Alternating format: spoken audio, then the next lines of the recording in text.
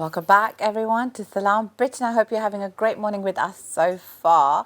Now, we did mention this earlier in the show, but in presence with us is Aadam Yasir, who is a dedicated young man, journalist and writer with a deep focus on Middle Eastern affairs, particularly the ongoing conflict in Gaza. Absolutely, and his work is characterized by a commitment to uncovering the human stories behind the headlines, providing a nuanced perspective on the complex socio-political landscape of the region. Through his insightful articles and reports, Aadam aims to shed light on the realities faced by those living in conflict zones, advocating for peace and understanding. Please welcome Aadam Yasir here today on the couch on Salam Britain with us. Assalamu alaikum. Assalamu alaikum, Aadam. How are you? I'm good, alhamdulillah. You've come a long way now, haven't you? Yeah, For a long way. Assalamu alaikum. Definitely. Sarah. Sarah is Adam's stepmom. Yes.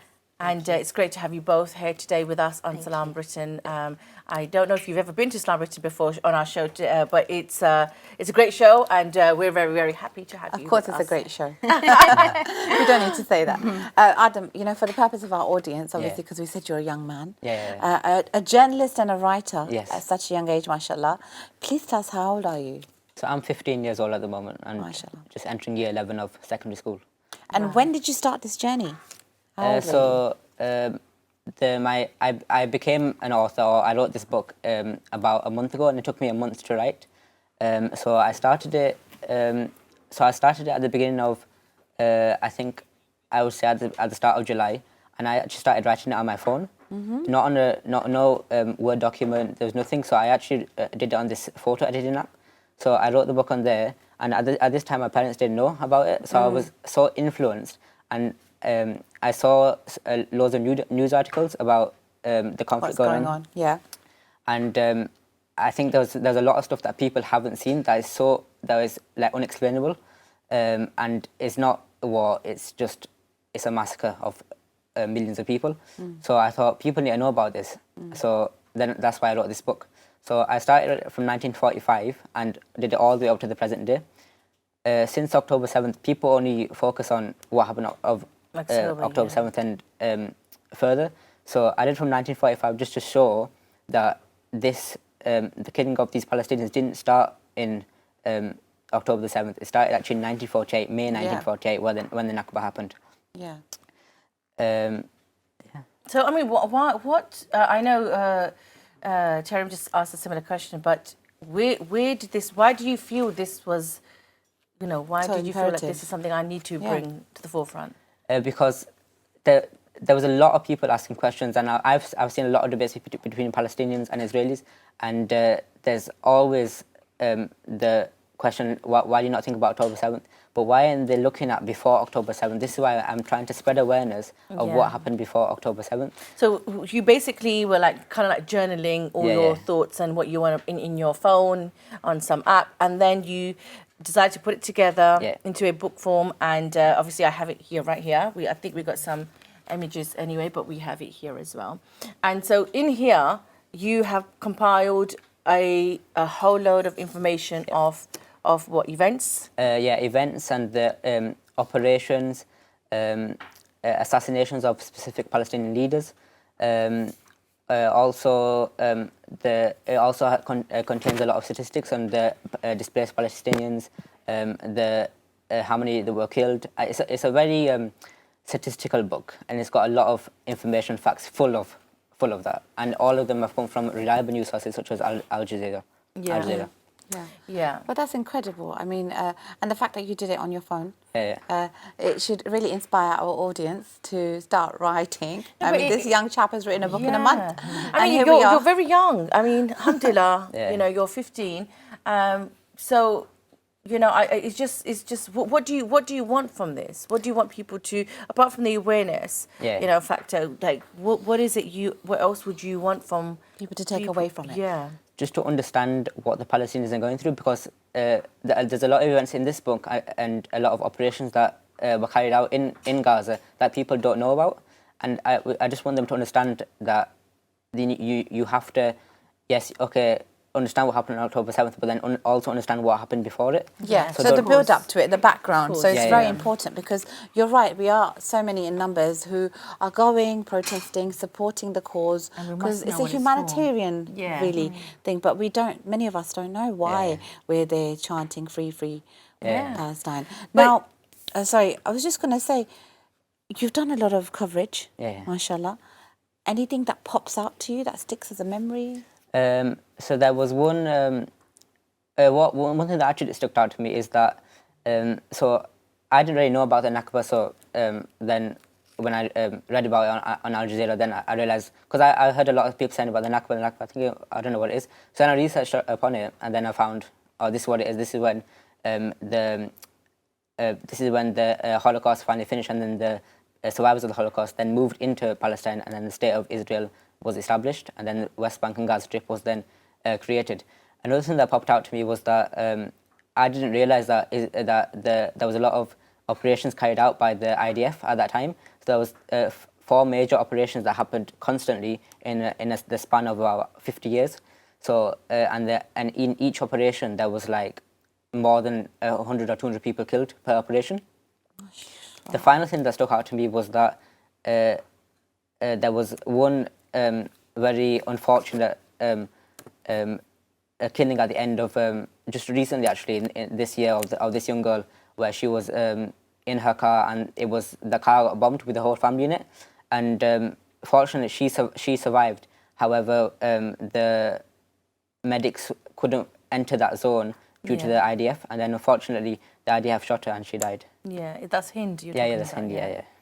Yes, we remember Hind, and we all remember making dua for her. Yeah, I mean, that was horrific, and of course there's been so many horrific stories that have come out, and then I'm pretty 100% sure that there are so many that haven't yet come out, and obviously there are still people there under the rubble that don't even that are alive or not alive. We don't even know this, but the fact that you taken the initiative and the courage to put this together, to do the research, it's really incredible, really mashallah. Yeah, a lot of admiration there. And so I'd like to ask yourself, Sarah, how do you feel about this? When Adam come to you and told you about this, and your husband, of course, how did you guys just amazed. It was such a pleasure that, mashallah, he's taking on board what's happening. He's got awareness, and he cares.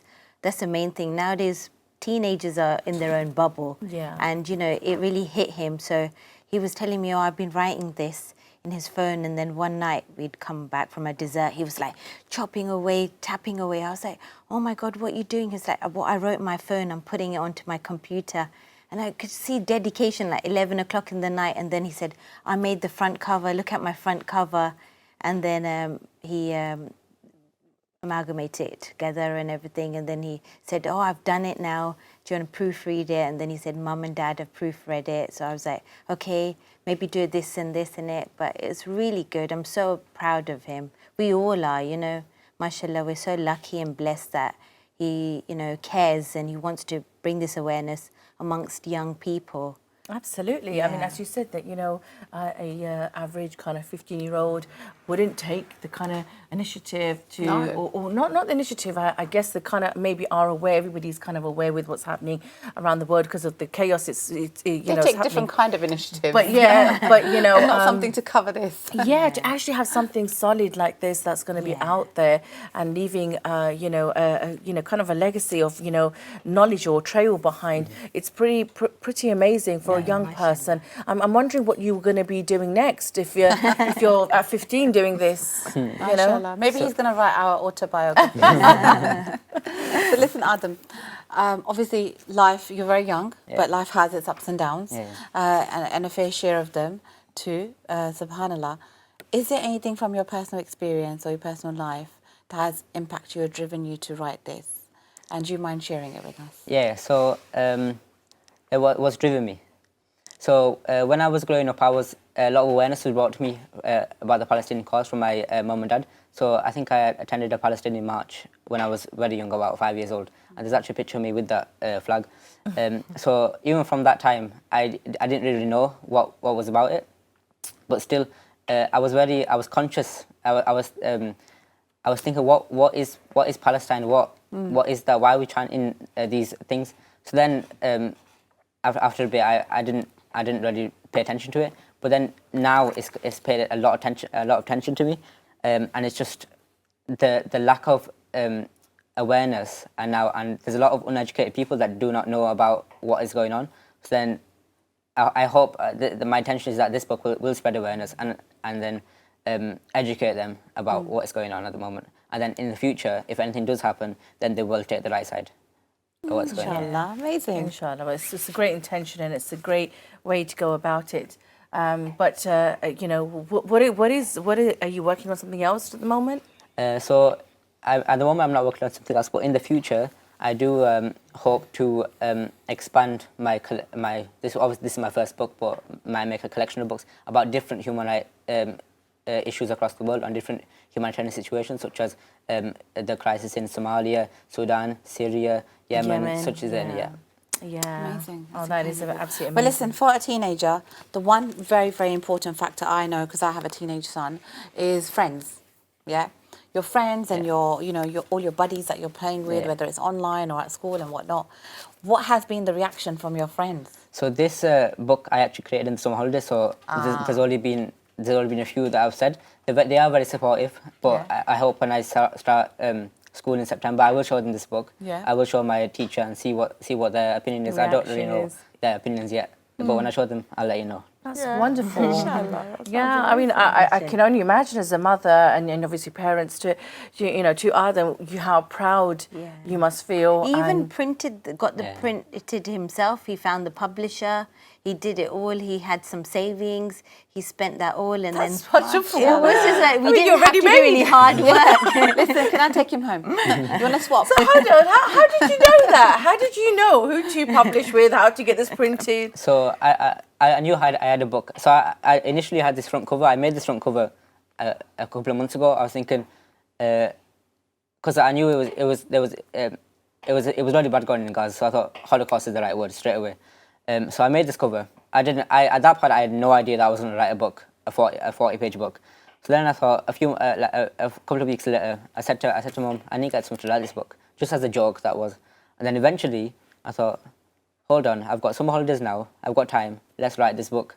So I started 12 pages in, and then I went onto my computer, and then that whole document was erased. All the writing, that 12 pages had gone. Oh my gosh. So thankfully I had a separate document that I think I saved before, which is already 6 pages in, so I had to start from there. That was one challenge that I faced with this book. So I knew how to find a publisher, and one of my cousins actually made their own book on Amazon Publishers, but I was very conscious that I don't think Amazon would allow this book just because it was contents and I think Amazon its is name. on boycott anyway. Yeah. So then I found this other one called Lulu Publishers, and then they published this book. But Amazing. we are trying to find another publisher to make this book smaller. Yeah. And trying to get a cheaper price for the printing.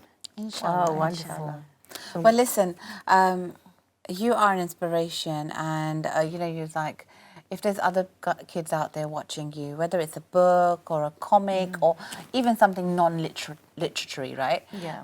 What would you have to say to them about utilising their time? All I can say is that if you've got time and if you put the effort in, you can achieve anything that you want. Yes. Same thing I did with, because I've done photography as well. I put the time in. I put about 2 years into photography, and I came out quite good because now I sometimes take photos at my family's weddings. Same with Islamic calligraphy, I do that as well, which I was interviewed on in 2022. I tried it, I did it, I put time into it, I put effort into it, and it came out perfect. Are you really 15? Yes. I don't believe it. Hold on a second. Alhamdulillah, there's such amazing things, and the fact that you're kind of pulled away from the stereotype and you know what other 15-year-olds are doing, and you're motivated.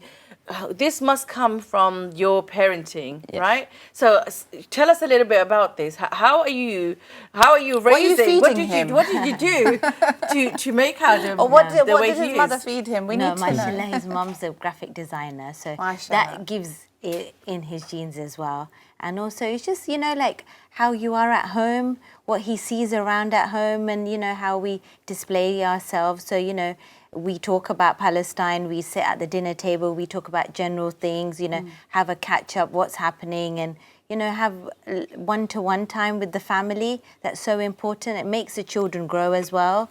And it just makes it so much easier for us as a family that if we have discussions, we've been to demonstrations together, and making the child grow is just being there for the child. Yeah, you know, it doesn't really matter if you live in involved. 2 different houses, but just being there, involved in the child's upbringing and being as a team together. It doesn't matter if I'm a stepmom or whatever, but, you know, just being there to encourage him to grow, that's the main thing. And mashallah, he's a good child, so it's been really good, alhamdulillah. That's such a wonderful, you know, it's so beautiful to hear all of this, that, you know, you as a team, you know, you're all working together. Exactly. And that, you know, you are present in a child. I guess this is the impact of being involved and getting the children involved in what you're doing. And you can then have an Aadam as well. An Aadam as well.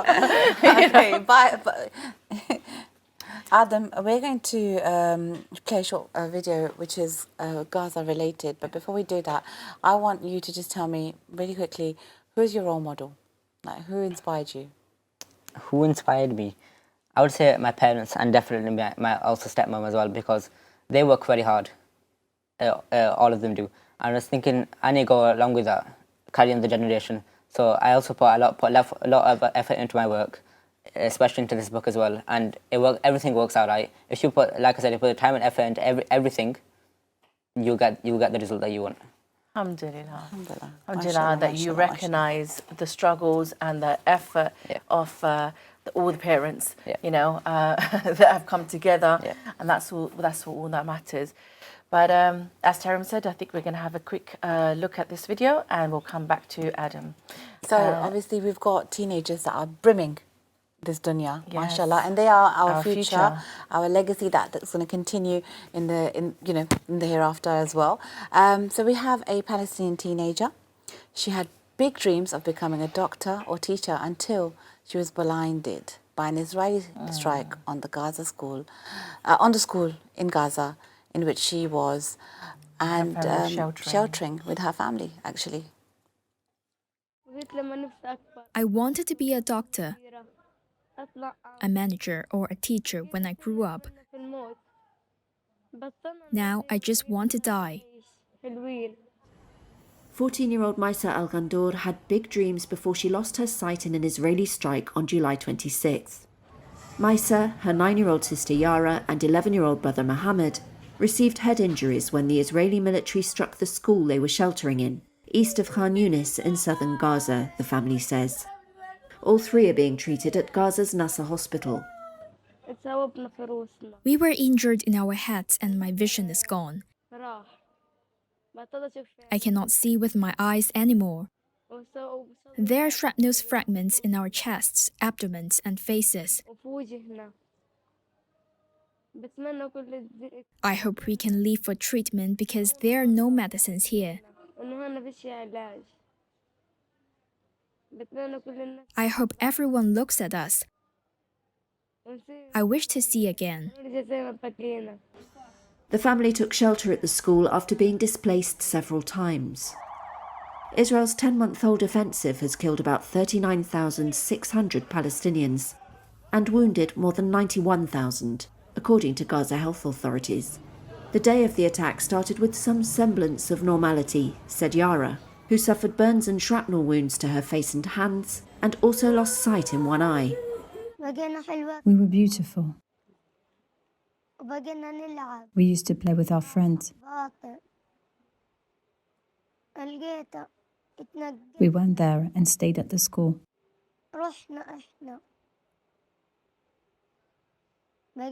They fired 2 missiles at us and we became like this. Nurse Makram Awad recalls the family's desperation when they arrived for treatment.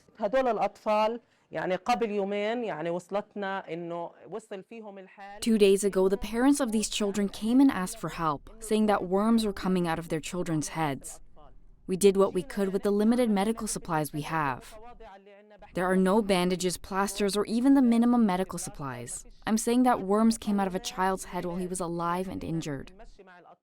I am addressing everyone with a sense of responsibility to aid hospitals, so they can operate at the minimum level at least. إنهم بس يساعدوا المستشفيات إنها تمشي الوضع مع الأطفال اللي زي هيك. Israel launched its assault on Gaza after a cross-border raid by Hamas militants that killed some 1,200 people, while more than 250 were taken hostage, according to Israeli tallies. Gaza's medical sector has been crippled since then, and many hospitals are closed. Israel has raided and bombed medical facilities, saying Hamas uses them for military purposes, which it denies. Well, like I said, you know, a perfect example of a child who has dreams, aspirations, blinded through no fault of her own, all because they were trying to shelter and protect themselves.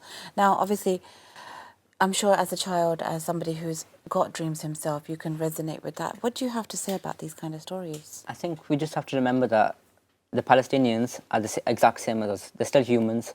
They're not animals. They're still humans, the same as us. Why can't we treat them the same way as, like, imagine if that's your daughter, or that's your brother, or that's your father, and look at the state of that. And the same thing is, you could see that girl was in the hospital and receiving treatment. A lot of the hospitals in Gaza have been destroyed at the moment. If that happened and there was no hospital there, her life would have ended straight away. This is why there needs to be more awareness to stop and to call for a ceasefire as soon as possible to stop the annihilation of these hospitals and medical facilities. Absolutely. It's so painful to see a young person suffering in such a way, and obviously you're a young person who's making such great awareness, and I think we got an image of your book actually there up on the screen at the moment, which is great recordings and collection of stories from, you know, the backstory before October, so there we got, you know, some information there. So Sarah, anything for us to take away from this? Just support your children. If it's tennis, if it's something, you know, they enjoy doing, just support them, because a child really needs support in making them grow up. And, you know, just being there as a friend for them. Don't just start saying, no, you can't do this. Listen to them first. I think when I was older, young, my mum, it was a battle, you know, what she said we had to go with. But nowadays, we have to be friends with our children for them to grow and to have a great personality.